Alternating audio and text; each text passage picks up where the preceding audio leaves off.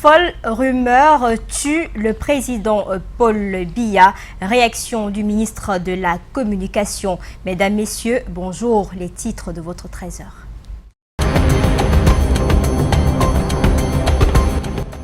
Le ministre de la Communication, René Emmanuel Sadi, a vite fait d'apporter un cinglant démenti à ce canular qui ne peut découler que de l'imagination d'un ennemi de la République. Le Covid-19 rampe au milieu de nous. Déjà 88 cas testés positifs, 2 guérisons, 2 décès confirmés. C'est le bilan du premier briefing donné hier soir par le ministre de la Santé publique, Manaouda Malachi.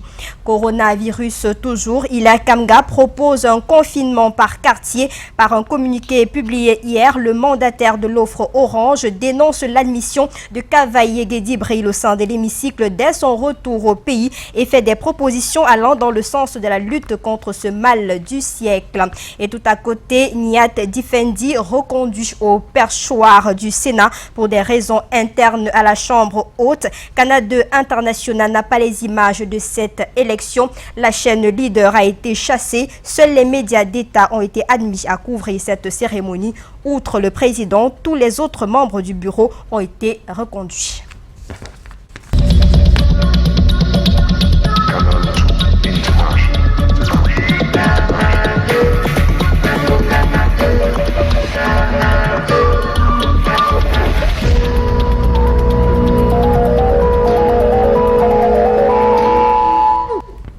Dernière édition de ce 13h pour ce qui est de cette semaine et on ouvre par ce démenti gouvernemental. Le ministre de la Communication, René Emmanuel Sadi, dément tout sort funeste au président de la République, contrairement aux rumeurs de mauvais aloi répandues sur la toile par un certain Kamoua La Panthère. Le ministre de la Communication, par ce communiqué signé hier dans la nuit, assure la communauté nationale et internationale, notamment les internautes, je cite, de l'excellente forme du chef de l'État, son Excellence Paul Biya, qui chaque jour suit personnellement l'activité gouvernementale, y apporte des correctifs en tant que besoin, et impulse de sa haute posture la vie de la nation, signe d'importants tests pour faire avancer les grands chantiers de la République et tient sa très haute charge en ces temps de gravité face à la pandémie du coronavirus avec sublimation,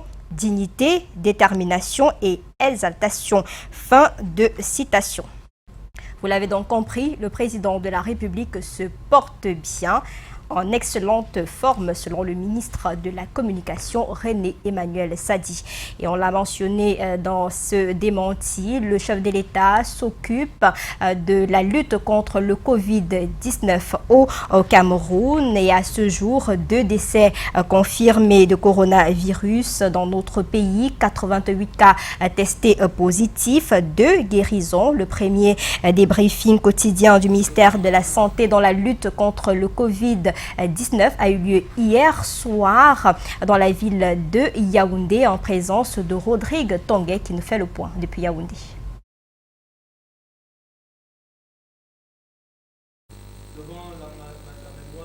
Après 2 rendez-vous manqués mardi et mercredi, voici le débriefing tant annoncé. Un point quotidien de la situation épidémiologique, comme en France, avec le directeur général de la santé, c'est le plus haut responsable gouvernemental au Cameroun dans le domaine de la santé publique qui monte au créneau.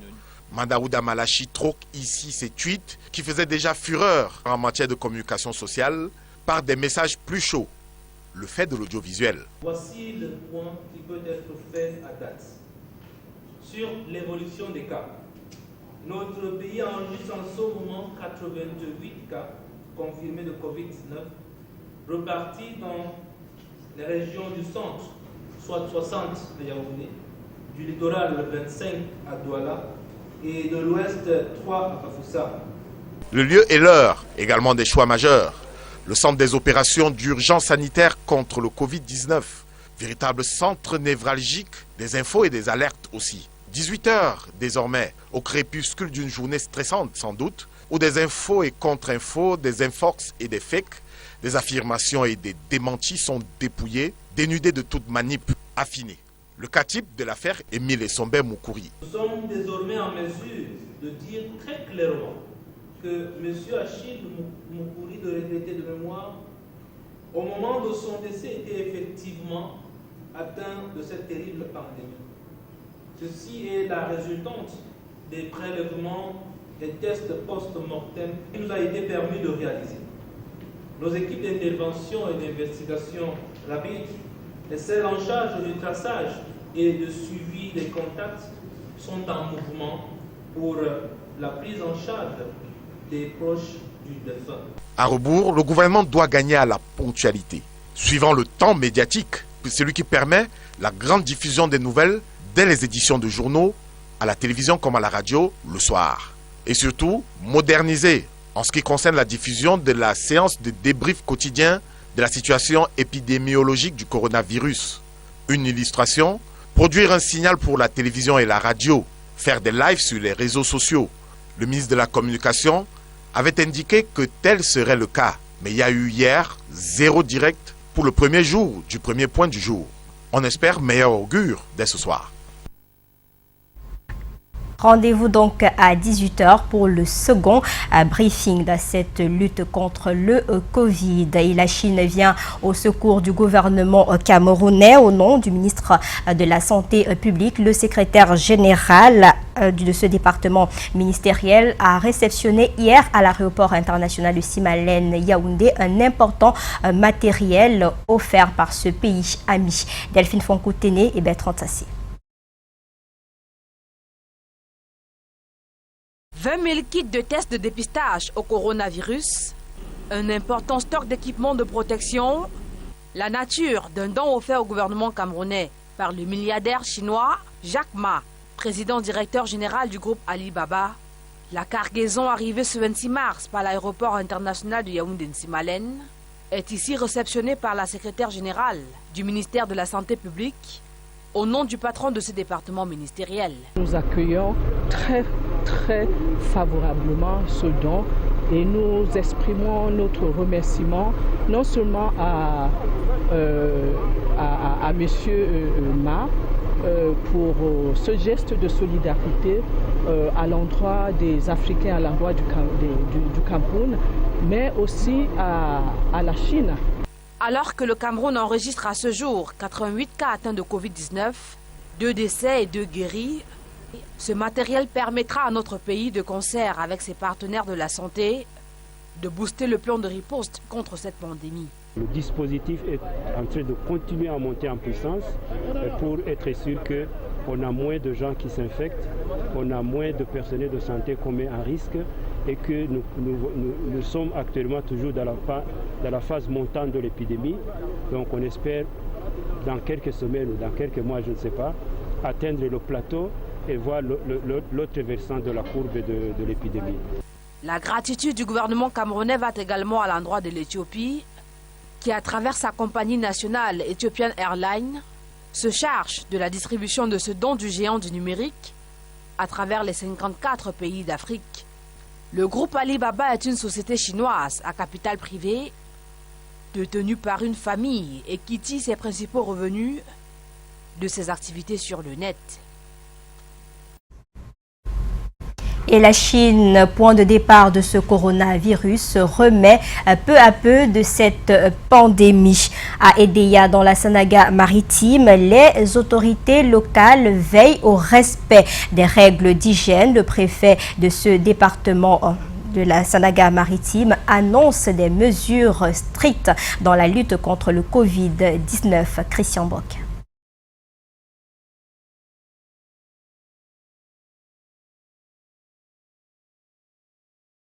Maladies contagieuses par voie respiratoire et par attouchement, le Covid-19, pandémie de l'heure, touche de plus en plus la population mondiale en général, celle du Cameroun en particulier. Le coronavirus est une pandémie qui mérite qu'on la prenne très au sérieux, surtout dans notre environnement camerounais. La Sanaga maritime n'enregistre pas encore de cas, mais le processus d'observation reste de rigueur. Le préfet Cyril Ivan Bondo, au cours de sa réunion de crise tenue avec le chef de centre hospitalier de la ville Lumière, a permis d'implémenter un plan local de riposte et s'assurer du plateau technique pouvant répondre à un éventuel cas. Vous l'avez constaté comme moi, dans certaines phrases de la population, il y a comme irresponsabilité, l'incivisme. Il était donc bon qu'on se réunisse avec les professionnels de la santé, de quelques forces vives et quelques leaders, pour que la population puisse se réveiller, qu'elle prenne conscience du danger qu'elle a. Malgré toutes les mesures prises par les pouvoirs publics pour barrer la voie au Covid-19, les habitudes à AIDA ont la peau dure. Au marché ou partout ailleurs, le flux de personnes à certains endroits démontre ici l'inconscience des populations. De dire encore, de redire ici que ce cas est très grave. La pandémie qui aujourd'hui au Cameroun bat son plein à une vitesse exponentielle. Il faudra que toutes les personnes, quelles qu'elles soient, prennent des dispositions pour pouvoir se prémunir de cette pandémie. Pour s'assurer de la non-propagation du coronavirus, les autorités annoncent un dispositif de lavage de mains dans les points de la ville, une campagne de sensibilisation de proximité et à ces lieux de forte concentration, des éléments de force de maintien de l'ordre vont assurer le respect des mesures contre le Covid-19. À Bam, dans le département de la vallée d'Untem, les petits métiers de la nuit disparaissent peu à peu. Les mesures gouvernementales obligeant la fermeture des bars et autres snack bars dès 18h. Marc-Lionel Chouamou. Les mesures prises par le gouvernement pour protéger le pays contre l'avancée du coronavirus commencent à avoir de l'effet de plus en plus. Les populations de la ville de Kéossi ont changé leurs habitudes, surtout celles dans la nuit. Il est devenu très difficile de voir plusieurs personnes circuler la nuit. Alors que par le passé, c'est après 18h que commençaient à s'installer les vendeuses de poissons, de viande, les snack bars et autres enseignes. Ça les bâtons. À haute voix. Ça se passe un peu mal depuis que la chaîne est fermée, depuis qu'ils ont fermé la chaîne. Ça nous menace ici là. Actuellement, on se débrouille, c'est trop dur. On ne vit que de ça, des bâtons de manioc. C'est de ça qu'on a nourri nos enfants. Si on nous défend comme on nous a défendu là, on ne sait plus quoi faire. Avec nos petites réunions et tout. Vraiment, nous sommes dépassés. Ces nombreuses activités de la nuit permettaient à plusieurs familles de se nourrir. C'est devenu très difficile avec l'entrée en scène de la pandémie de l'heure. Les habitués de la vie nocturne vont devoir encore patienter avant de déambuler dans les rues après 18h. Et pendant ce temps ici à Douala, depuis ce matin, toutes les boutiques et autres espaces marchands de l'arrondissement de Douala 2 sont fermés pour une durée de 24 heures. La mesure est prise par Denise Fampou, maire de cette commune. Cette étape franchie, Denise Fampou annonce l'installation des points d'eau et bureaux d'hygiène et salubrité. En images, la destruction des comptoirs et en matériaux provisoires installés le long des routes par des engins lourds. Des clients mécontents expriment leur frustration pour n'avoir pas effectué leurs achats. Nous y reviendrons. Monique Naoussi Fosso, notre reporter, étant sur le terrain. Et toujours en rapport avec le Covid-19, les populations de la région du Sud sont convaincues que la consommation du gin met à l'abri de ce virus. Des précisions avec Ambroise Fogui. Et Bolova. Officiellement, la ville est encore épargnée par le Covid-19. Médias et pouvoirs publics intensifient la sensibilisation sur les mesures barrières face à la pandémie à coronavirus. Mais dans certains milieux indigents, des idées reçues, l'ignorance puis la banalisation rament à contre-courant. On boit ça pour que ça doit nous protéger la maladie qui est dehors maintenant. Dans le coronavirus, si ça vient, ça va trouver que l'eau, il y a le dontol sur moi ou bien une chose comme le matango comme ça, que ça peut fuir. Peut-être le matango peut éviter que ça n'entre pas sur moi. L'info, le fait, le créature, c'est la mesure. On ne sait pas de quel postulat de si graves assertions sont faites. Toujours est-il que des alcools forts et autres décoctions ont le vent en poupe. L'info passe beaucoup parce que ça aide beaucoup, ça traite, parce que ça traite, ça aide. Parce que ça là, c'est même les causes aussi qu'on complète avec d'autres pour fabriquer, si c'est Chloroquine. Ce qui provoque notre curiosité de reporter cependant, c'est des déclarations inquiètes à visage découvert de certains compatriotes. Tout ce qui est amer traite le virus corona. Qui vous a dit ça? Moi-même, j'ai déjà fait l'expérience, papa. Voici de la sorcellerie pure, toute honte bue pour certains cartésiens, mais que savons-nous en réalité des pouvoirs de l'amertume? Nous ici là, il y a les coucous, il y a les bam, il y a les lomfol, tout ça là, ça traite. Oui, tout ce qui est amer, ça traite.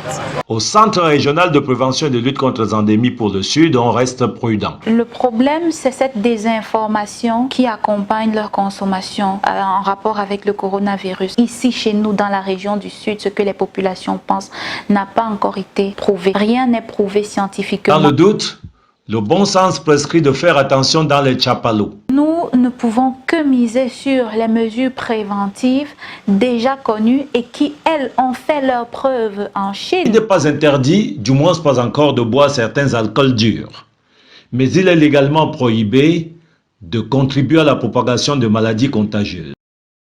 Et ce courrier adressé au chef de l'État par Hilaire Kamga, mandataire de l'offre Orange, porte-parole de la plateforme de la société civile pour la démocratie, objet urgente mesure au sujet du coronavirus.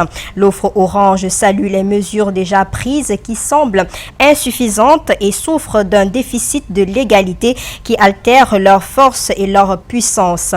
Hilaire Kamga déplore la tolérance et l'irresponsabilité des dirigeants camerounais ayant abouti à l'admission de Kavaye Guédibril à la session de plein droit du Parlement camerounais, entraînant a priori une suspicion de contamination de plusieurs Camerounais. Dans ce courrier, Hilaire Kamga annonce quelques propositions, entre autres la mise en place d'un comité de salut national Covid-19 impliquant les acteurs de toutes les composantes socio-politiques du Cameroun au niveau social, le débat sur le confinement total.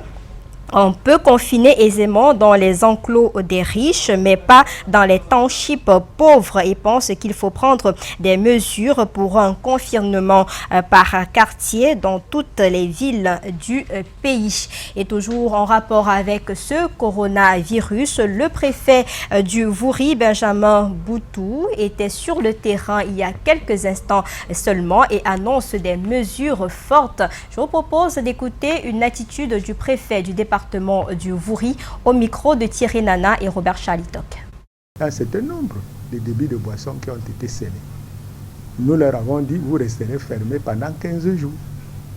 Et il y a aussi que la loi prévoit, cela est un rappel, la loi prévoit que si vous êtes un vecteur de la maladie, cela constitue une infraction pénale. On ne va pas seulement s'arrêter au niveau d'interpeller les gens et puis de les garder dans les commissariats. Ceux qui, manifestement, s'illustrent par une transmission du virus peuvent être condamnés. L'essentiel ici, c'est d'éviter les contacts. Quand on demande aux mototaximans, je les ai reçus hier, j'ai reçu quelques leaders, on leur demande de ne pas faire ce qu'ils appellent bâcher, porter 3 à 4 personnes sur une moto. C'est parce qu'on ne veut pas qu'il y ait ces accolades-là. Les gens sont trop serrés. Quand vous êtes serré, qu'est-ce qui arrive? Quand vous êtes serré, vous prenez le virus. C'est ça le rôle même de cette histoire de rester distant, garder les distances. J'ai commencé un certain nombre de consultations. J'ai déjà rencontré les responsables des syndicats, des transporteurs, que ce soit transporteurs par bus ou par autocar. Et même, j'ai déjà rencontré les leaders de mototaxi. Je vous ai dit ça tout à l'heure. J'ai déjà rencontré les boulangers. J'ai rencontré les responsables des supermarchés. Donc, pour le moment, nous faisons la sensibilisation. Parce qu'il faut qu'eux aussi, ils aillent porter la nouvelle auprès dans leur milieu de travail. Ce n'est pas la chicote ici qui compte. Vous allez chicoter, vous allez appliquer, vous frappez. C'est vrai que nous avons frappé parce que nous avons eu à sceller un certain nombre de débits de boissons. Ceux qui ne s'étaient pas arrimés à ces instructions-là, nous avons fermé. Nous pensons que les gens doivent comprendre que le mal-être, c'est-à-dire le virus est très dangereux parce qu'il se propage comme une traînée de poussière. Et par conséquent, ça ne doit plus être pris comme quelque chose de négligeable.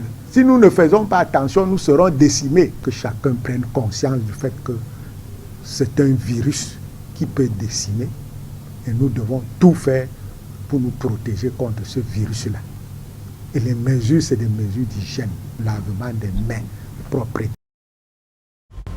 Benjamin Boutou, préfet du département du Vouri. Et on nous annonce donc à l'instant dans les agences de transport interurbain ralliant Ambam et Yaoundé, à partir des Bolova, les véhicules sont stationnés et pour cause, une décision du préfet de la Villa interdisant aux transporteurs de réajuster les prix face aux dispositions barrières dans leur secteur d'activité. Des précisions avec Ambroise Fogué dans le sud.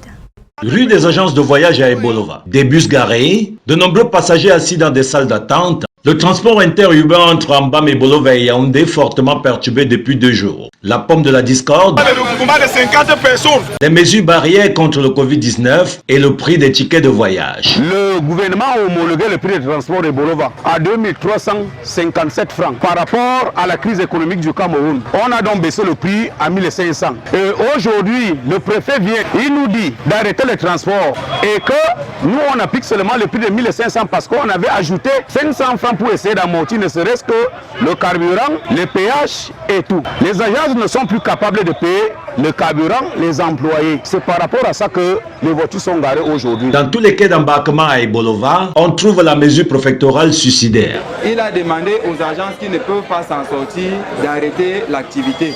Nous tenons à rappeler que nous ne sommes pas en train de gréver. Nous sommes en train d'abonder dans le même sens parce que nous sommes rendus compte qu'on ne peut pas s'en sortir. La majorité des véhicules que nous disposons sont des véhicules qui sont en leasing. Nous devons payer les traites. Donc nous pensons que c'est ce que nous pouvons faire. Mais au-delà de ça, même les employés, on est obligé d'envoyer les employés en chômage technique.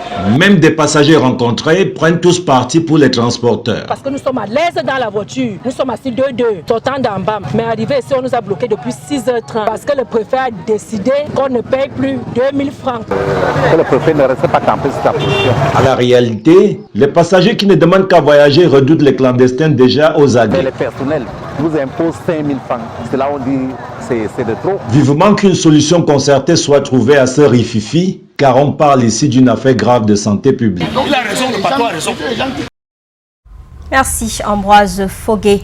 Au Sénat, Marcel Niat Difendi, sénateur nommé de la région de l'Ouest Cameroun, a été reconduit hier en fin d'après-midi à la tête de la Chambre haute du Parlement camerounais. C'était au cours d'une plénière dont nous ne pouvons malheureusement pas vous proposer des images. Les caméras de Canal 2 International, la chaîne leader, ayant été chassées du lieu qui n'a admis en son sein que la presse gouvernementale, notamment CRTV et Cameroun Tribune.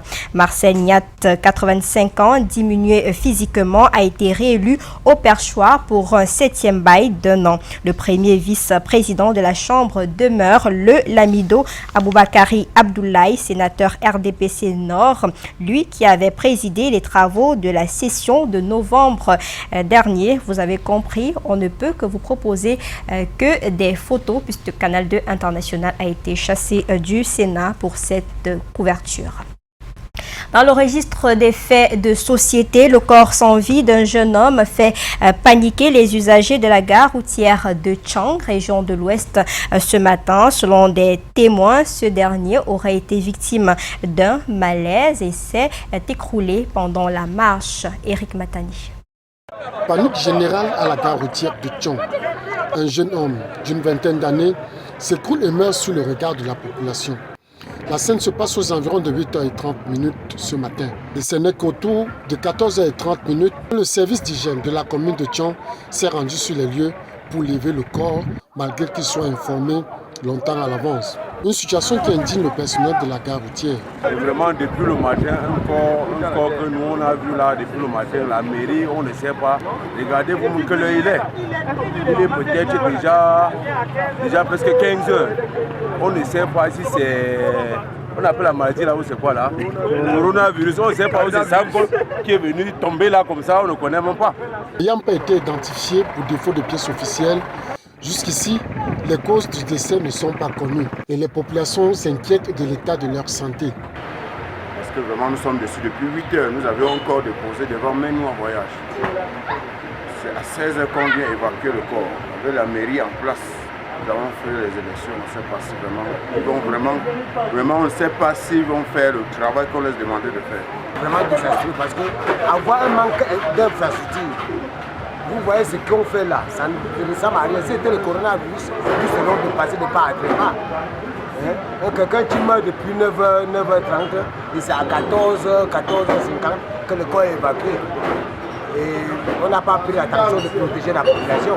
Simple malaise au cas du virus Covid-19, on ne saurait le confirmer ou l'affirmer, car le corps a été directement inhumé par les éléments de la commune de Tchonk.